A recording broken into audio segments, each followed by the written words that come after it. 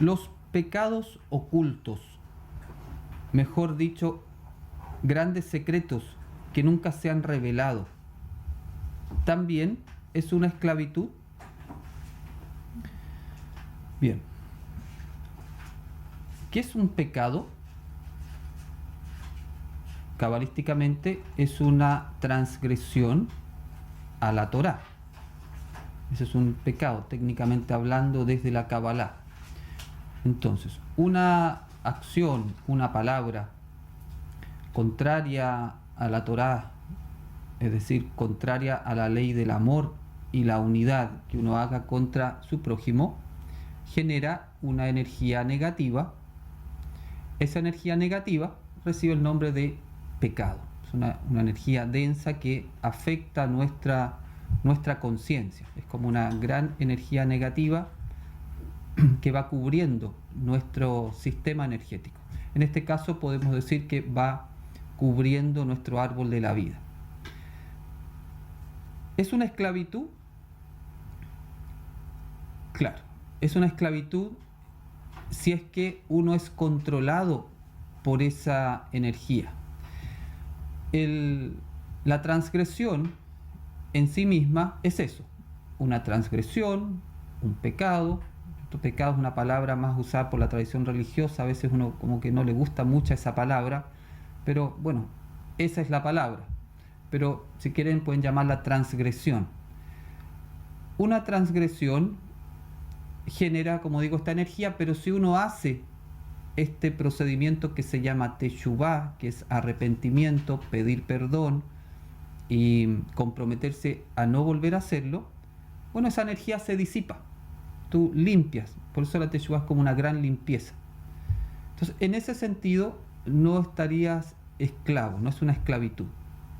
Esclavitud se refiere a cuando ya la conciencia está tan desconectada de Elohim que uno comienza a vivir de manera normal, transgrediendo la Torá, que básicamente vamos a hablar de las 10 palabras, los 10 mandamientos. Enfoquémonos ahí.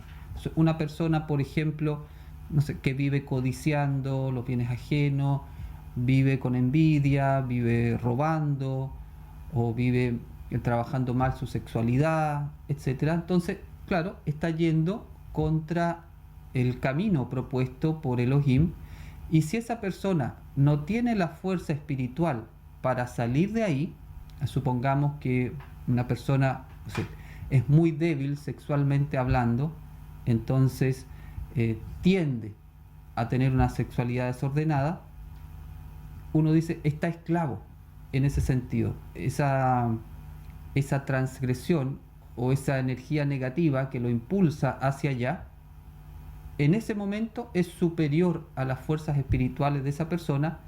Entonces la persona dice que yo quiero mantenerme bien en el camino, pero la tentación, podríamos decir, es superior. Ahí se habla entonces que hay una esclavitud.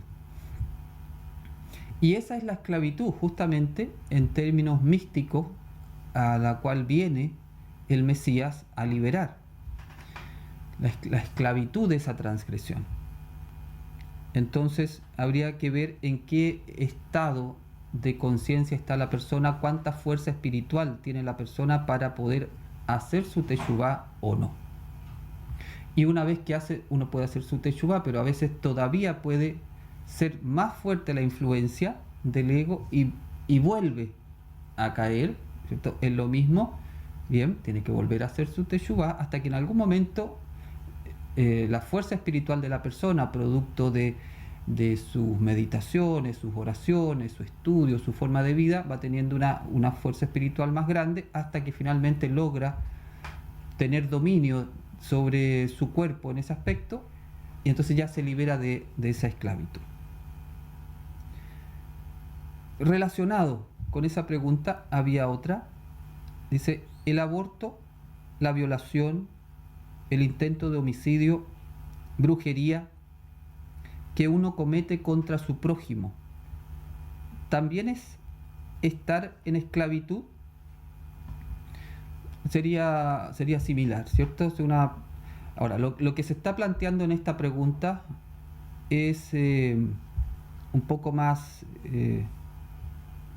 potente desde el punto de vista de energías negativas. Aborto, violación, intento de homicidio, brujería son transgresiones mayores. Entonces, si esas acciones son permanentes en esa persona, ya no tiene ningún problema, por ejemplo, para estar abortando, violando, matando y haciendo magia negra contra el prójimo, por supuesto entonces que ya se habla que esa persona está en un estado de esclavitud mayor, en el cual el ego, la fuerza negativa, tiene mucho control. Cuando hay transgresiones tan fuertes, hemos conversado durante las semanas que hay transgresiones las cuales son especialmente dañinas para el alma, que dejan el alma en un estado de estar cortada de Elohim.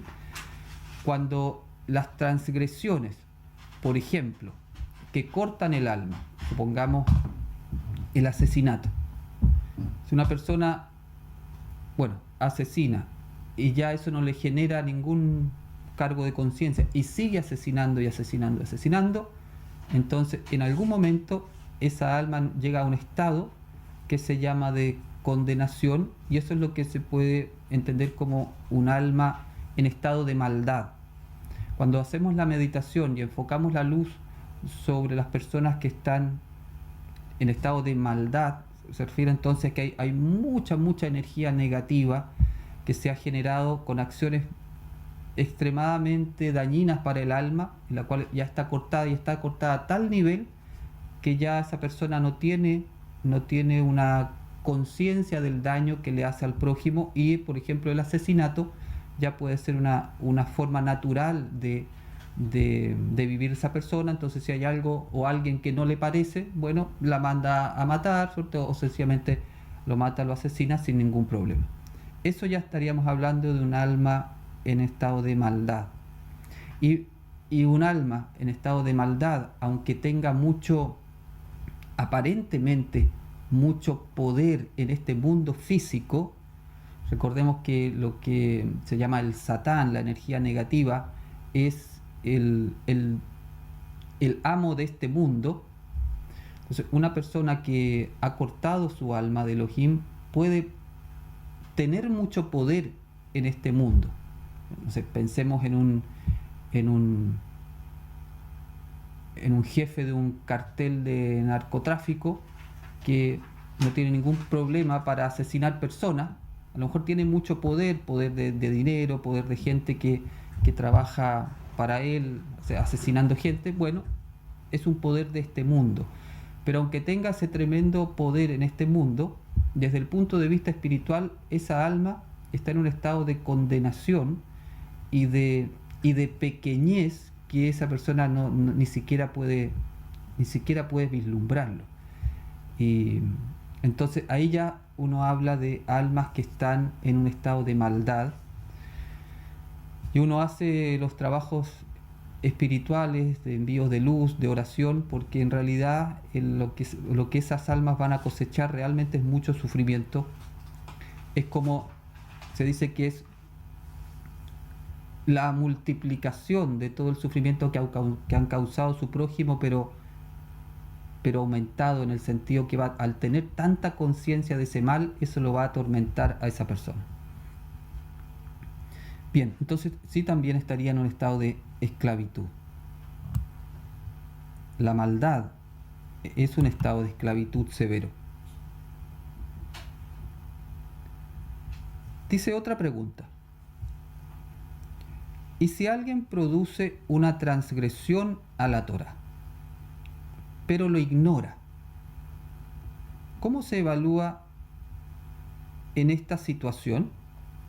¿Es transgresor? ¿Cómo se actúa en ese caso? Interesante la pregunta también.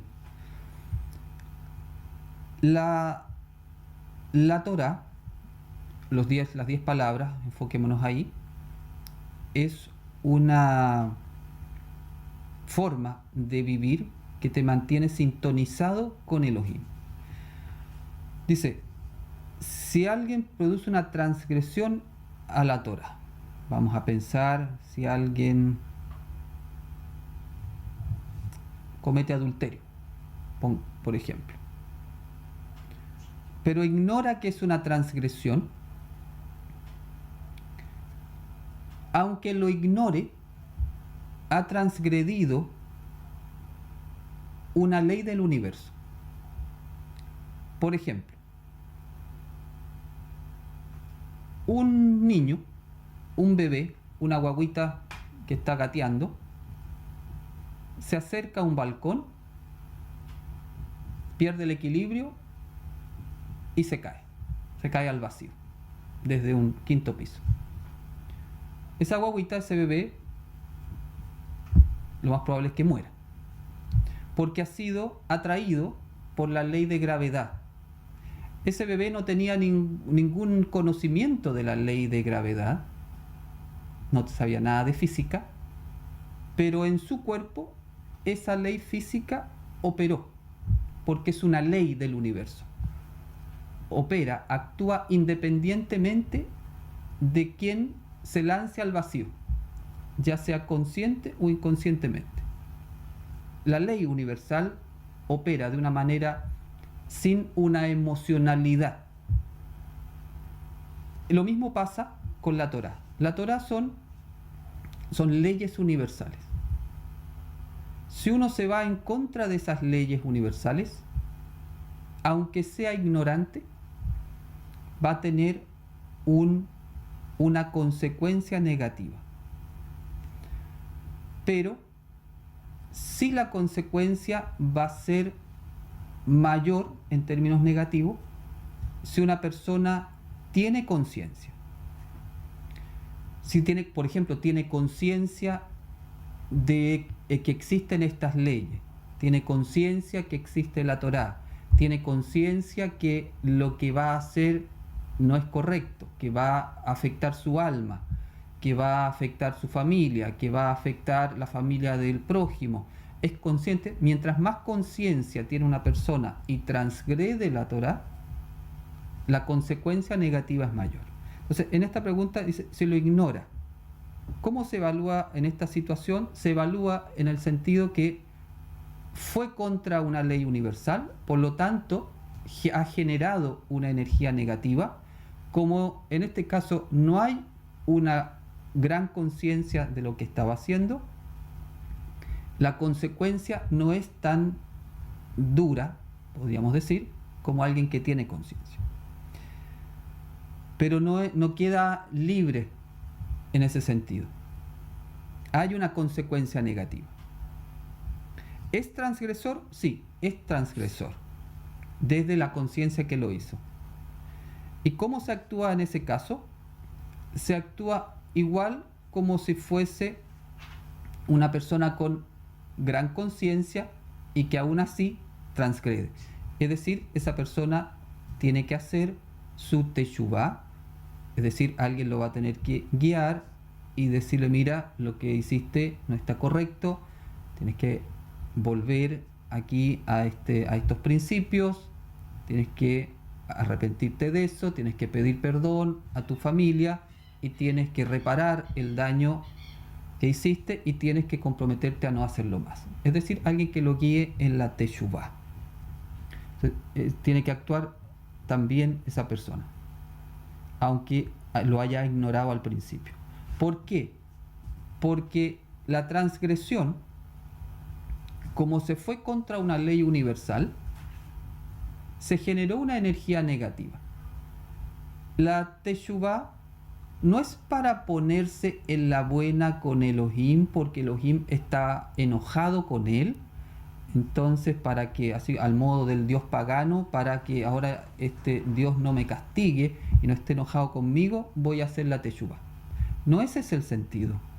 La teshuvá es para limpiar la energía negativa que uno ha generado por amor a su alma, hace la teshuvá.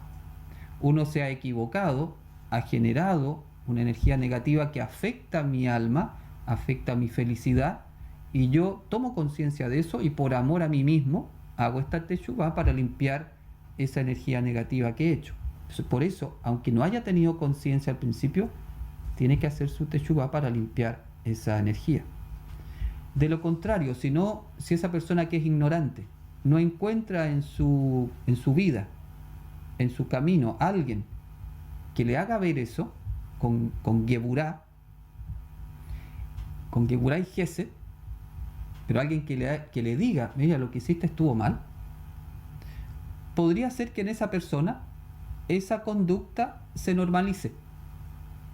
Y si está transgrediendo cosas importantes que van cortando su alma, como por ejemplo el adulterio, el estado final espiritual de esa persona puede ser muy malo.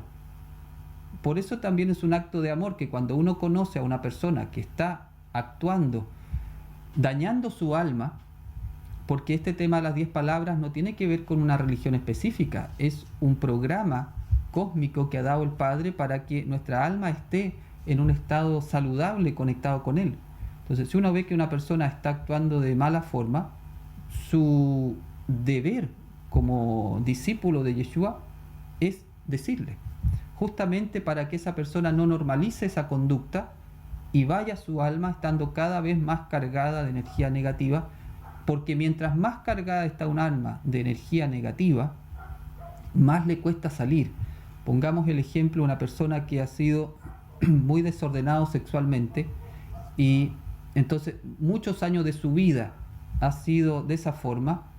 Hay una gran cantidad de energía negativa asociado a esa dimensión de su actuar, una gran cantidad de energía, eso se llama una clipa.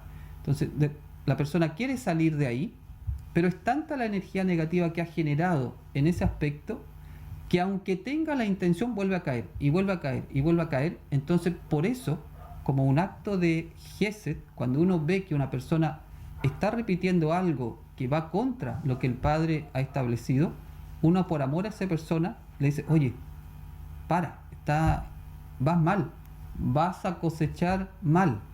Entonces, a veces uno no se quiere meter, o te dicen que eres metido, ya. Pero es tu deber, si estás viendo que alguien se está desviando mucho, decirle, como por amor a la persona. Eso entonces con respecto al que ignora. Ahora, dice también en esa pregunta, decía, ¿y si la transgresión se produce en otra vida? ¿Cómo lo sabemos? ¿Cómo se hacen esos casos? La verdad es que muchas veces no va a ser tan simple saber si la transgresión se produce en otra vida. Ahora, desde el punto de vista de la Kabbalah nazarena, no es tan importante saber si viene de otra vida o no. Lo importante es que si uno se da cuenta que está en esta vida, da lo mismo que si uno haya pasado 10 vidas anteriores trayendo eso. Si uno es consciente en esta vida que esa transgresión existe, que estoy actuando en contra de las leyes divinas, ese es el momento de hacer la teshuvá. No importa que uno no tenga plena conciencia si eso lo viene atrayendo hace muchas vidas atrás. ¿Y cómo se hace? Igual, es la misma teshuvá que hemos comentado, se hace lo mismo. El proceso de reparación es el mismo. La gracia es, ¿se acuerdan cuando poníamos el ejemplo de el plato o la olla que se prepara la comida, que si tú la enjuagas y la lavas de inmediato, bueno, esa olla se ensució y se limpió, listo, no hay ningún problema.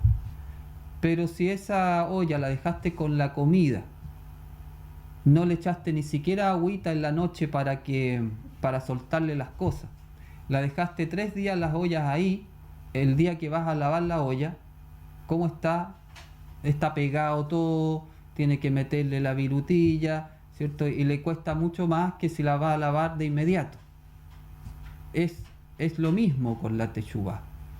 En la medida que uno va dejando más y más tiempo o va repitiendo más y más veces la transgresión, es como la olla que va dejando con la comida que se pega. Entonces cuando va a hacer la teshuvá no queda con una fuerza espiritual del todo, porque incluso la teshuvá no lo logra hacer tan bien.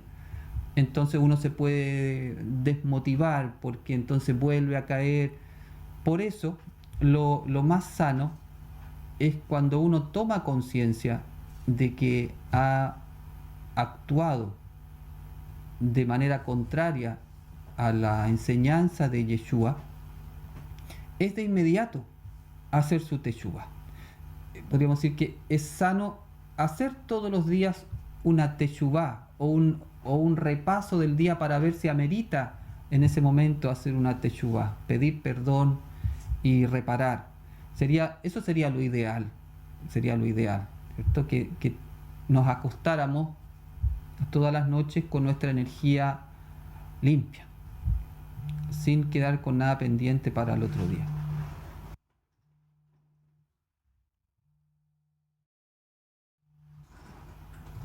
Dice: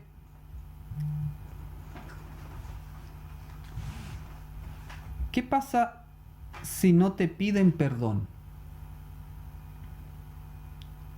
Y la uno con una de ayer también que decía: ¿es posible perdonar sin que nos lo pidan? ¿Qué pasa si no te piden perdón? Bueno, si alguien hace una acción de daño hacia mí, es posible que la persona no tenga conciencia de ese daño, porque está viviendo de tal manera en su paradigma tal vez del mundo, y en el mundo eso es normal, y no tiene conciencia del daño que me hizo. No me va a pedir perdón porque no tiene conciencia que me hizo un daño. Ahora, si objetivamente es un daño, supongamos que una persona te roba a ti. Esa persona vive en su lógica, robar está bien, y te robó y no te pidió perdón, pero tú objetivamente sabes que eso es una transgresión a la Torá. Aunque la persona no te pida perdón, lo que propone Yeshua y ordena Yeshua es que uno sí perdone en ese momento, aunque la persona aún no tenga conciencia. ¿Por qué uno hace ese movimiento? Si tú tienes más conciencia y tú dices: esta persona actuó mal, objetivamente, a ojos de Elohim actuó mal, tú perdonas. ¿Y para qué perdonas? Una, para liberarte tú de energía negativa que puedas generar al no perdonar, al guardar resentimiento. Y otra, porque tu perdón va a ayudar a la persona que hizo la acción a tomar conciencia. El perdón que yo doy es una liberación, es una energía que ayuda al prójimo a liberarse. Y a liberarse lo podemos entender como a tomar conciencia de que su ego lo está conduciendo a hacer cosas contrarias a la Torá. Entonces, por esa doble razón, para tú quedar sin energía negativa, y para tú ayudar al prójimo a liberarse, das el perdón aunque la persona no te lo pida.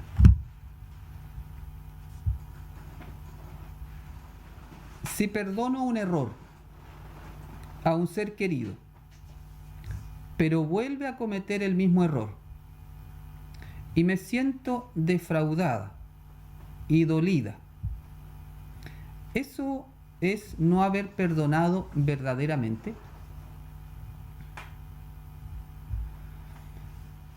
Es posible que hayas perdonado verdaderamente. Cuando diste tu perdón, lo hiciste de corazón, lo hiciste desde la mayor conciencia que tú tenías en ese momento, perdonaste verdaderamente. Pero tal vez el hecho de sentirte defraudada y dolida, hay algo que trabajar un poquito más en el ego. En la medida que vamos trabajando nuestro ego, no nos vamos a sentir ni defraudados ni dolidos. Vamos a más bien cambiar esos sentimientos por compasión hacia el prójimo. Entonces, es posible que el perdón que diste sí fuera honesto o verdadero, como dices, pero tal vez habría que trabajar eso, no tener con muchas expectativas, estar esperando que a partir del perdón que tú le diste, la persona entonces no vuelva a cometerlo más. Claro, sería lo ideal en función, siempre acuérdate, en función del alma de la persona. Entonces a veces uno puede tener como una expectativa, y si la persona no cumple esa expectativa y vuelve a hacer eso, uno se siente mal, se siente dolido. Y lo ideal sería poder liberarse de ese sentimiento de estar dolido o defraudado, hasta que eso se pueda cambiar por compasión. Pero yo no me atrevería a decir que eso significa que tu perdón no fue verdadero.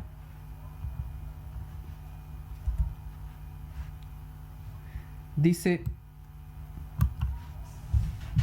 perdonar de corazón y alejarse es válido cuando siguen cometiendo la misma falta una y otra vez. Sí, es válido. Tiene que ver con la aplicación de la Geburá. Cuando tú das el perdón, es Gesed. Diste el perdón. Si la persona no tiene ninguna intención de hacer teshuvá, de reparar, de dejar de hacer lo que estaba haciendo, y sigue cometiendo la misma falta una y otra vez sin conciencia, y esa falta, por ejemplo, te afecta directamente, no sé, pensemos en un maltrato, es lícito y es parte de la Geburá poder, como dices acá, alejarte.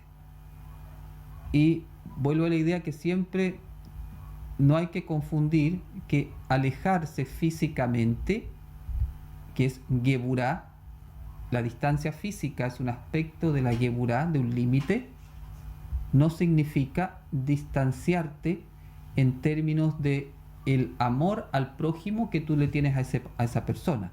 El corazón sigue estando abierto hacia esa persona, en el sentido de que si esa persona necesita ayuda, tú vas a estar disponible para darle ayuda a esa persona, independiente de lo que haya hecho contigo.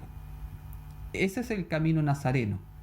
Si la persona te ha hecho el mal, tú te puedes alejar de esa persona, porque el camino nazareno no es que uno esté exponiéndose permanentemente a la maldad del otro. Entonces tú tomas tu resguardo, eso es la Geburá. Pero el camino nazareno te dice que siempre tienes que amar a tu prójimo y amar a tus enemigos. Por eso hablaba ayer que el camino de Yeshua es bastante radical en su Gesed.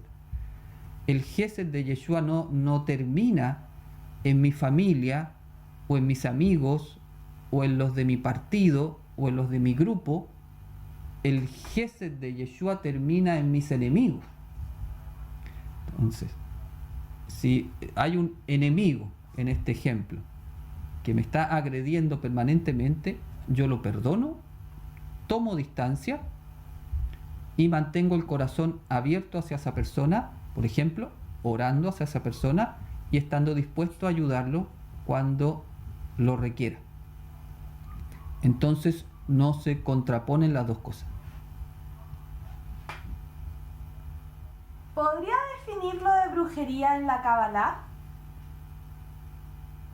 Sí, brujería se refiere a hacer un mal, o sea, un uso de energías negativas. La brujería al cual hacía referencia es mover energías negativas, densas, de baja frecuencia, que apuntan a hacer el mal a un prójimo o a generar circunstancias para generarle un mal al prójimo. Esa sería la brujería. ¿El libre albedrío es del árbol del conocimiento del bien y del mal? A nivel del alma, ¿hay libre albedrío? Por ejemplo, venir a vivir la experiencia de la maldad siendo un ser humano cruel como destino para esta vida presente. El libre albedrío es inherente al ser humano, tanto si está en el árbol del bien y del mal como en el árbol de la vida. Es parte del ser humano. Justamente es el libre albedrío el que le permite al ser humano estar o en el árbol de la vida o en el árbol del bien y del mal. Nadie viene a vivir la experiencia de la maldad siendo un ser humano cruel como destino. Eso no es un destino, no es como un objetivo de la vida que una persona, un alma, encarne para venir a la experiencia de la maldad. No es esa la forma como se ve en la Cábala. Es todo lo contrario. Una persona que pudo haber sido muy mal en una existencia, vamos a suponer esta teoría de las encarnaciones, cuando vuelve a encarnar, no vuelve para venir a vivir la experiencia de la maldad. Viene para poder hacer la reparación de su alma, que es justamente poder eliminar todas esas energías negativas que generó siendo una persona malvada. Tiene la posibilidad de limpiarlas en una nueva existencia. Entonces no es que venga como un destino a vivir de esa forma. En la actualidad se promueve de forma muy desinhibida la sexualidad, de forma desordenada. De hecho, se ve mal si solo tienes una pareja. En una ocasión encontré una información que indica que al hacer esto es como fragmentar nuestra alma. ¿Esto es así? Sí, es así. Lamentablemente tenemos muy poca conciencia del daño que produce al alma la sexualidad desordenada. Creo que uno de los temas de mayor ignorancia que hay en la humanidad es ese. La transgresión de la sexualidad, el mal uso de la sexualidad, dada la función para la cual fue dada al ser humano, para transmitir la vida, es decir, es un elemento creador. Cuando se hace mal uso de la sexualidad, el daño que se hace al alma es muy, muy grande. Y se carga con mucha energía negativa.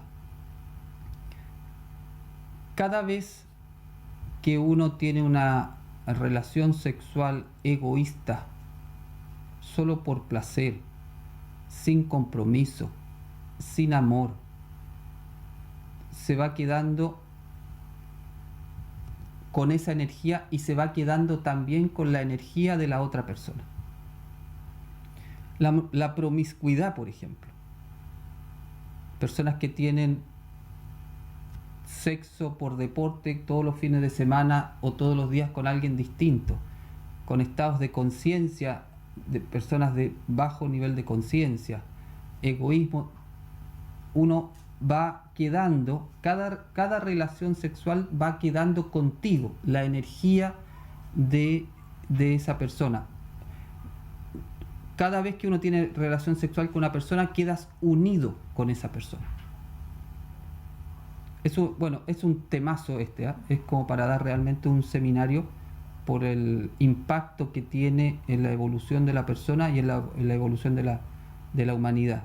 Pero así es, se fragmenta el alma, uno queda kármicamente unido a cada persona que tiene una relación sexual, con todo lo que eso significa. Ser adúltero es separarte de tu esposo y comprometerte con otra persona habiendo hijos de por medio. Si la relación de esta pareja está rota definitivamente y ambas personas están de acuerdo y viven pacíficamente como amigos y la relación es mejor como amigos que como pareja, ¿sigue siendo transgresión? Sí, el tema es bastante más complejo que un estado de la ley civil. Para ser adúltero hay que estar casado. Y estar casado desde la Torá es un compromiso, una consagración que ha hecho un hombre hacia una mujer hacia un hombre, y ellos dos se han puesto bajo la mano de Jehová Elohim para que los una. Es decir, un matrimonio es una relación de tres. Eso es lo que es un matrimonio dentro de la Torá. El adulterio es cuando yo he hecho esa consagración, es decir, está la energía divina en esa unión y yo voy con otra mujer o la mujer va con otro hombre. Ese es un adulterio. En ese sentido, cuando se ha hecho un matrimonio de acuerdo a esta profundidad cabalística, hay muy pocas opciones para deshacer ese matrimonio. Muy pocas. De hecho, en el plan divino no estaba la idea que se disolviera esa unión, ese lazo. Después Moshe dio alguna excepción para hacer esa disolución de ese matrimonio. Entonces, lo que hoy día uno dice, bueno, ya estamos separados, pero en acuerdo, habría que ver si esa situación en términos de lo que es la Torá no sigue siendo un matrimonio. O sea, si yo me consagré a mi esposa en el nombre de Jehová Elohim, es muy difícil separarlo. Lo que Jehová ha unido no lo separa el ser humano. Entonces, por eso habría que ver cada situación para ver si eso primero fue un matrimonio, y si es que lo fue, tal vez las personas creen que ya no están, y sí están, desde el punto de vista de la Torá. Si yo me consagré a mi esposa en nombre de Jehová, y después a mí se me ocurre, por ejemplo, separarme por alguna razón que no está dentro de la opción que dio Moshe en nombre del Padre, no estoy separado. Aunque yo crea que estoy separado, aunque nos hayamos separado de buena forma, es muy posible que tal vez no lo esté a ojos del Creador. Por eso hay que ver cada caso en particular. En el fondo, Gesed ayuda a no seguir llenando el mundo de negatividad. ¿Qué es lo que nos cierra las puertas del reino? Sí, Gesed es lo que nos ayuda a llenar el mundo o a no seguir llenando el mundo de negatividad, pero yo diría que todas, Miriam, todas las sefirot, cada una la aplicación de cada una va liberando el mundo de la negatividad. Piensa tú en lo que puede ser el Hod, el estado de alabanza permanente al Padre. Eso genera mucha buena energía que va disipando negatividad. La Geburá, piensa tú la cantidad de energía negativa que puede disipar la Geburá bien puesta. Entonces, cada una de las Sefirot ayudan a eliminar energía negativa. Y lo que nos cierra las puertas del reino es nuestra decisión. ¿Qué voy a hacer con mi libertad? ¿A quién le voy a hacer caso? ¿Voy a optar por lo que me dice el ego o por lo que me dice Yeshua? ¿Voy a caminar las 10 palabras como me dice el Padre, como me enseñó Yeshua, o las voy a caminar como yo quiero o adaptándolas como el ego me propone? ¿Cómo hacemos uso de la libertad? Es lo que abre o cierra las puertas al reino. ¿Te acuerdas del pasaje en el cual Yeshua habla de el camino ancho, el camino estrecho? Ancho es el camino que conduce a la perdición. Estrecho es el camino que conduce a la vida. Y qué pocos van por ese camino, dice el maestro. Entonces, camino ancho, camino fácil, sin límite. Decisión de acuerdo al ego, conduce hacia la perdición. Entonces, ¿qué nos abre o nos cierra las puertas? La decisión. ¿Por dónde quieres caminar tú? Tengo una tía muy mala con mi persona. Siempre quiso ella que yo muriera y también me hizo brujería. Con mi tía no nos llevamos bien. ¿Tengo que pedirle perdón sobre las cosas que cometió en su pasado con mi persona y que hasta ahora lo hace? No, tú no tienes que pedir perdón a tu tía por las cosas que tu tía hizo. No. De acuerdo a la Kabbalah, lo que tú tienes que hacer, si una persona fue muy mala contigo, es tú orar por esa persona. Tú perdonar a esa persona. Tú darle el perdón. Pero no tú pedirle perdón a tu tía. Cuando yo digo darle el perdón, es que tú perdones a tu tía por lo que ella te hizo a ti. Ella fue mala contigo, tú la perdonas. Tú no tienes tú que ir a pedirle perdón, salvo que tú hayas hecho algo que la haya dañado. Pero si tú no has hecho nada, tú no tienes que ir a pedirle perdón a ella. Tú tienes que perdonarla a ella por lo que te hizo. Tienes que orar por ella para que la luz pueda tocar su conciencia. Al perdonarla, le vas a quitar cadenas energéticas. Recordemos que el resentimiento que yo tengo con otra persona, al no perdonarla, es una verdadera cadena que ata a la otra persona también y le dificulta su elevación espiritual. Por lo tanto, cuando yo perdono a una persona, la libero en ese sentido, lo cual le facilita su elevación espiritual. Entonces, eso es lo que tienes que hacer, no tú ir a pedirle perdón a tu tía. Al realizar una teshuvá, según las enseñanzas nazarenas, ¿se debe confesar con alguien? ¿Con quién? Sí, se debe confesar a la persona que le hiciste el daño. En general, mira, hay dos maneras de hacerlo. Una es que parte de la teshuvá, uno de los pasos, es efectivamente la confesión, pero no es una confesión en términos religiosos que tú vas y te confiesas con un sacerdote. Es una confesión que tú haces con la persona que has dañado. Tú te confiesas ante ella, tú reconoces ante esa persona tu error, tu transgresión, y en ese momento de tú que estás pidiendo perdón, confesando tu acción, pides el perdón. Eso se puede hacer con la persona solo los dos o también en un grupo, por ejemplo, familiar.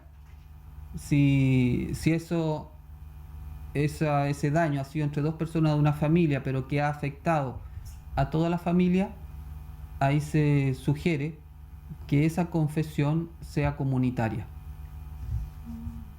La maldad existe como contraste a la bondad. Algo es malo con respecto a una cosa, pero puede ser bueno con respecto a otra. Depende cómo se vea. Este contraste crea movimiento y también permite en la comparación hacer una corrección. Desde el punto de vista de la Kabbalah, no porque sea un contraste de la bondad es algo necesario. Estamos llamados a alejarnos de la maldad, a vivir en la bondad, a ser justos, el camino del justo, el camino del tzadik, que se aleja de la maldad. El tema es que cuando aparece la maldad, es una instancia para practicar la bondad. La maldad existe justamente porque hacemos una opción equivocada, no por el árbol de la vida. Cuando existe la maldad pasa a ser una instancia, una opción para poder practicar la virtud y ayudar a eliminar esa maldad. ¿Cómo poder purificarse de las energías derivadas de las relaciones sexuales con parejas anteriores? Puedes hacer teshuvá.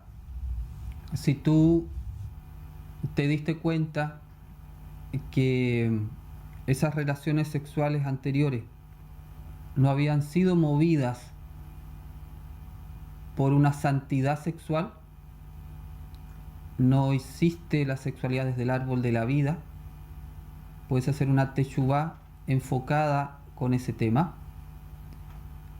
y comprometerte entonces desde ese día a cultivar tu sexualidad como Elohim lo estableció, es decir, que esa sexualidad es para tu esposa.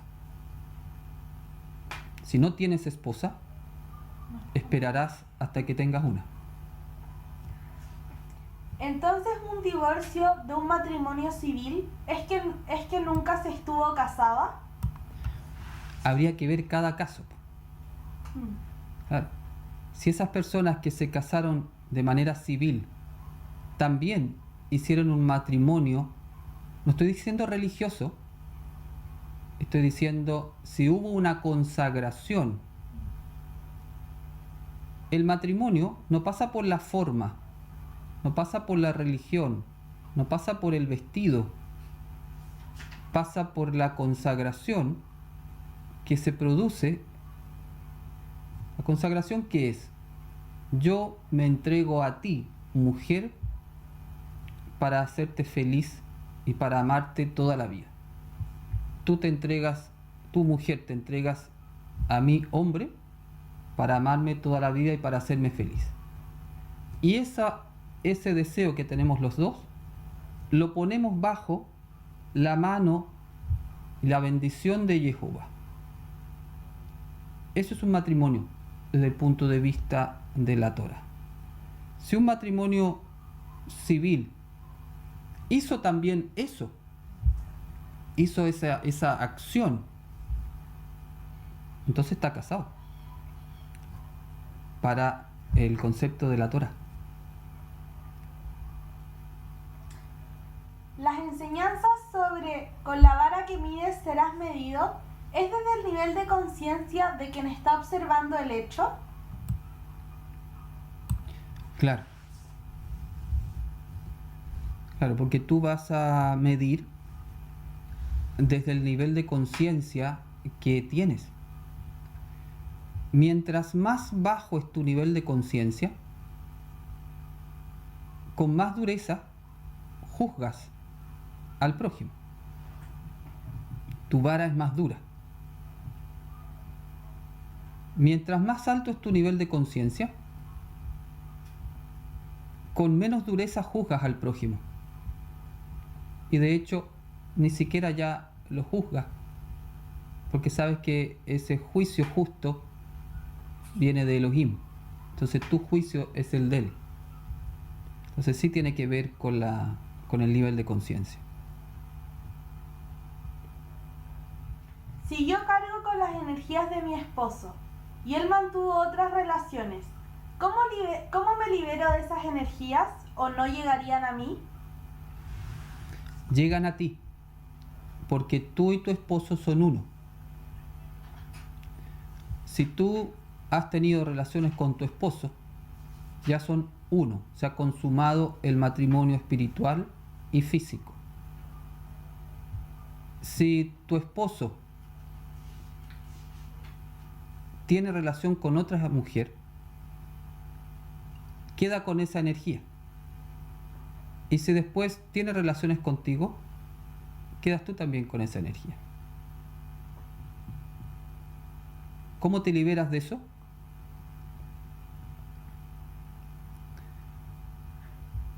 Ahí no cabe la teshuvá en el sentido de...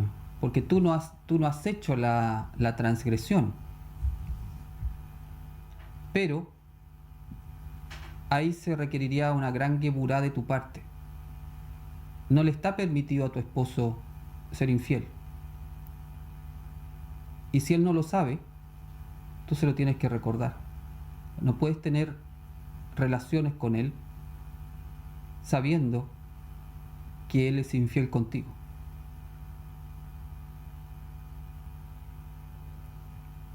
Tú tienes que poner la geburá ahí. Es que el tema sexual es mucho más complejo de lo que uno cree. Uno cree que es mi vida ok y yo me meto con quien quiera y después se acabó la cosa. No es así. Lo ideal sería que cuando dos personas se van a consagrar para formar una unión, desde el punto de vista de la Torá, tú conservas tu virginidad hasta que te unes con tu esposo y tu esposa.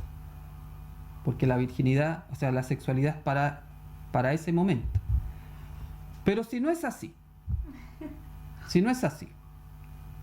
lo que habría que hacer para no traspasar esas energías sería hacer un trabajo de teshuvá de ambas personas, si es que ambos han estado en esa vida, de manera de purificar toda su energía, hacer unas meditaciones apropiadas para limpiar toda la energía negativa producto de una sexualidad desordenada y después hacer la consagración del matrimonio.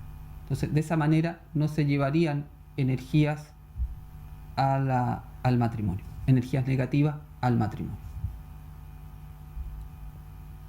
En la Kabbalah la sexualidad tiene una importancia muy grande por todas las repercusiones místicas que tiene a nivel del alma, a nivel del reino de los cielos y cómo a través de una santa sexualidad se puede acelerar la venida del reino.